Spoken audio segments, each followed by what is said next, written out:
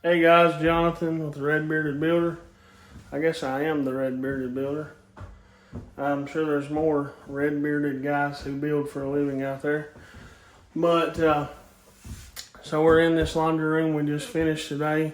I want to give you guys a little tour of it, show you what it looks like, get some of y'all's feedback. Let me know what you think about it. So if you look here, man, that was zoomed in too far. Hopefully it ain't horrible. But anyway, you look here when we got here, these cabinets used to be down where this built-in is now.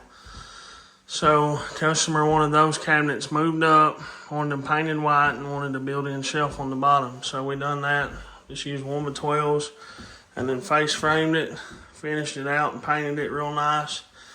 We got all new baseboard in here, 1x6, all new trim around the windows, doors. These two cabinets used to be actually in this room, and they were too wide to be in front of the washer and dryer. It wouldn't have left enough room, because right now you only got about 24 inches in front of the washer and dryer. On the dryer, you have enough room for it to open, but you know there's not a lot of room to spare. She's going to put a laundry basket there at the end. So what we did is these full-size cabinets, we cut them down to about 20 inches, and we cut the countertop. So these are full-size cabinets that we cut to fit this space and this opening. And then she already had this cabinet here, but she wanted it up high like these cabinets. So we built a little box platform and finished it where it looks like it's part of it, and raised that up to the ceiling.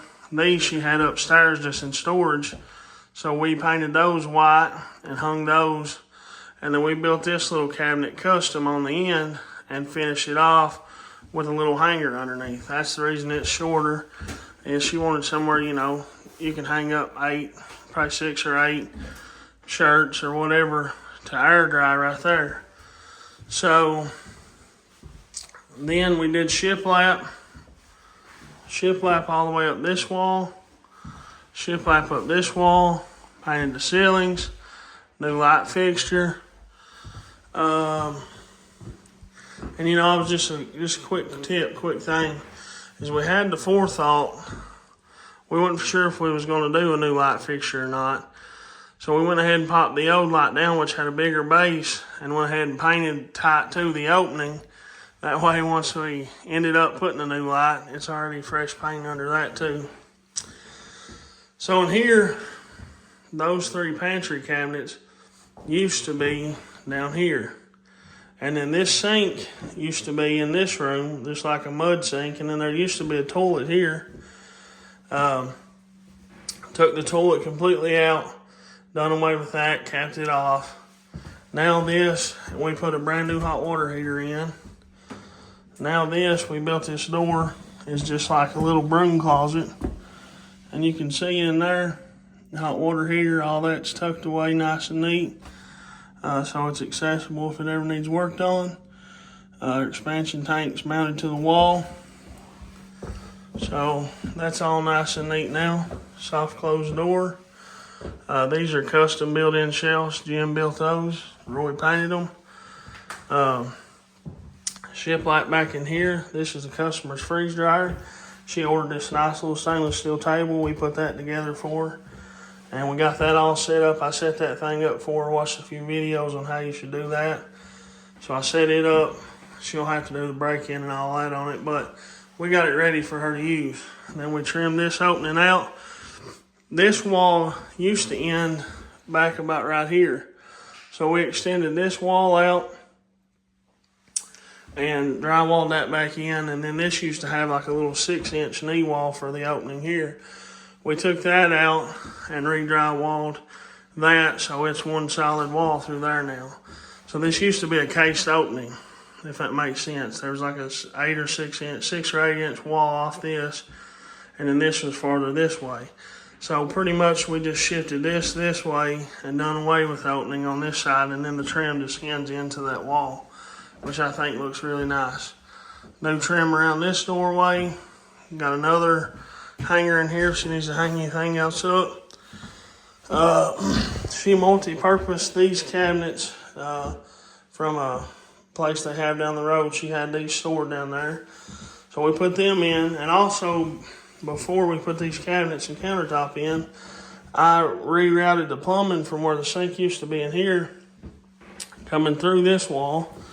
And so now all the plumbing runs out of that wall. And we put a GFCI plug-in down there. So, because this countertop already had a hole drilled in it, and she done had the countertop and the cabinets. So we made do with the hole and put her a plug-in down there, and it's on a GFCI plug, and we run her a little power outlet down there. Got a nice big farmhouse sink we put in, and that water gets hot real quick because the hot water heater is just over there. And then these are custom shelves. They're about 114 inches long, and you can see Jim, that's a 1x12 he ripped down and then mitered them out with the one before around them. They turned out real nice. 2 coats of the Infinity paint, Sherwin-Williams Infinity. Shiplap all on this wall. And then this is a custom built shelf here from floor to basically ceiling. And then these got a custom coat of paint. We got flat black toe kicks. We always do that. And then new baseboard, like I said. We had to redo the wiring. We put a new recessed light in here. It used to be a vent fan, so we patched that. New recessed light. And we moved the switch, which used to be inside this room. We moved it here and put a double. And we put this together for them. It's a little shoe storage rack that they ordered.